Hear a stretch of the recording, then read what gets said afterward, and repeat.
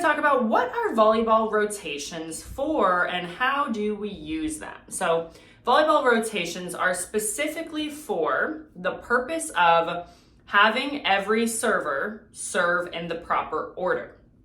So this is how rotations work. There's tons of different ways to move around your players. You can put them in different positions. You can have them switching. But at the end of the day, your serving rotation is the server, the person that is in right back. If you have just received the point, whenever the other team has the point and you win, you get the serve back, then we are going to rotate, and the person that is now in right back is the next server. So right back is the serving location. This is the only location that the server goes back to the end line to serve from. And every time that we go through a rally, so if we have a player here, and once we lose the point, then we have to play it out until we make the point again. And once we make the point, we're going to rotate from here. That player goes there, and the person that is in right front will come down and go here.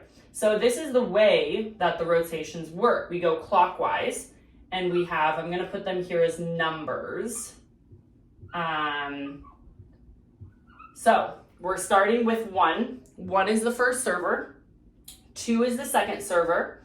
3 is the third server, the fourth server, the fifth server, and the sixth server. So if we have serve in a game, number 1 is my first server. And this is the order that it has to go in. That is the order that the rotations go in. Now there's a few things that can change, doesn't change the order, but it changes the server. So for example, when we have a libero that plays middle back, the coach gets to choose, does that libero serve for the middle, or do they go out and does the middle serve?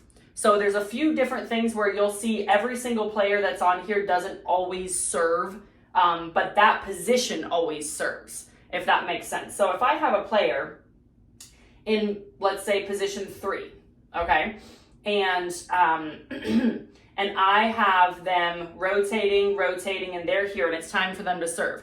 I can, as a coach, sub somebody else in and have somebody else serve for that position 3. However, it's that position that has to serve.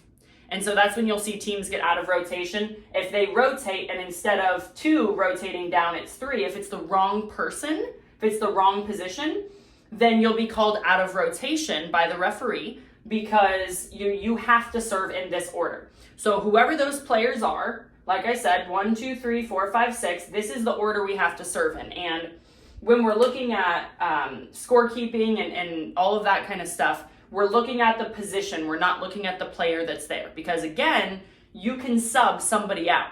And so when it comes to substitutions, just so you know, it kind of gives you a little bit of an idea.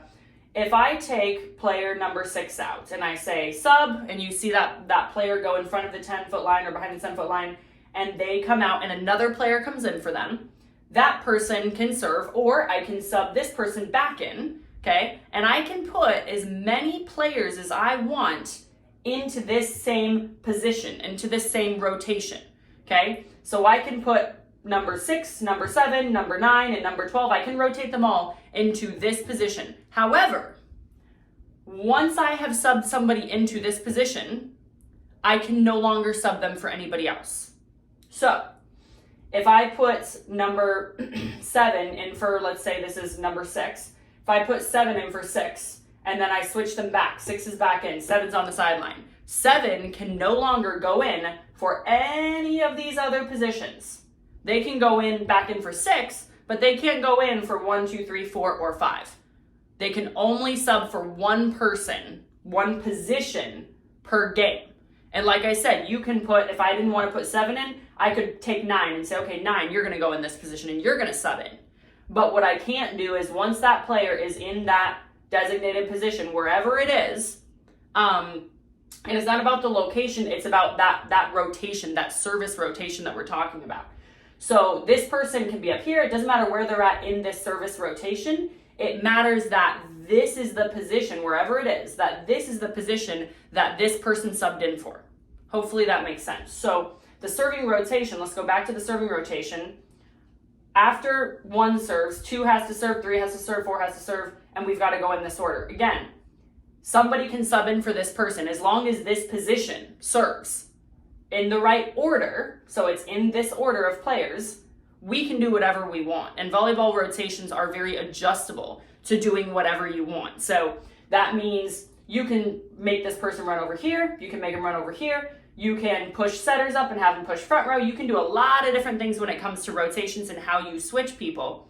But when it comes to rotations in general, how do we put them on the court? They have to serve in this order. So coaches, when you're thinking about this, it's important to think, who are my strongest servers and how do I strategically put them to serve in that order, to be, let's say, the first 3 servers ideally are your strongest servers when you have a beginner team. And how do I make sure those servers serve first? Because if you have a team and your first 2 servers can't make the ball over the net, it's going to be tough for you to make points. So it's important to think about from a strategy standpoint. From a parent standpoint, it's great to understand because now you know that they have to go in this order. And you also know that if your kid's on the sideline, they sub in for somebody and they come back out, they can no longer go in for anyone else that's on the court. You cannot put that player in multiple places. So that's important to note, that once they're in, once a substitution is made, they can go in and out for that person, or meaning that position. They can go in and out. We can put 3 kids in that same thing, but we cannot put somebody in position 6 and then sub them back in for position 2. That is an illegal substitution, and we're not allowed to do that. So hopefully this helps you understand why rotations are the way that they are. Again, there's multiple rotations. There's a 6-3, there's a 5-2, there's a 4-2. I'm sorry, there's not a 5-2, there's a 5-1. 5-1, 4-2, 6-3, and a 6-2.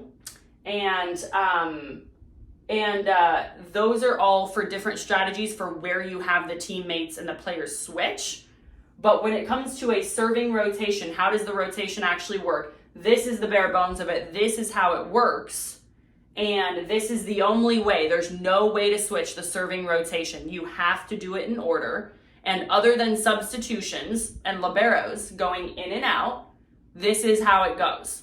So there's no movement to this, again, unless you have substitutions or when you see the liberos run in and out. So hopefully that's helpful in understanding why why we have rotations and why servers serve in the order that they do. And put your questions below. This was a question I had for my Instagram. So any questions that you have, put them in the comments below. Send me a DM on Instagram. I would love to answer it here on my YouTube channel and help you guys understand how the process of everything volleyball works.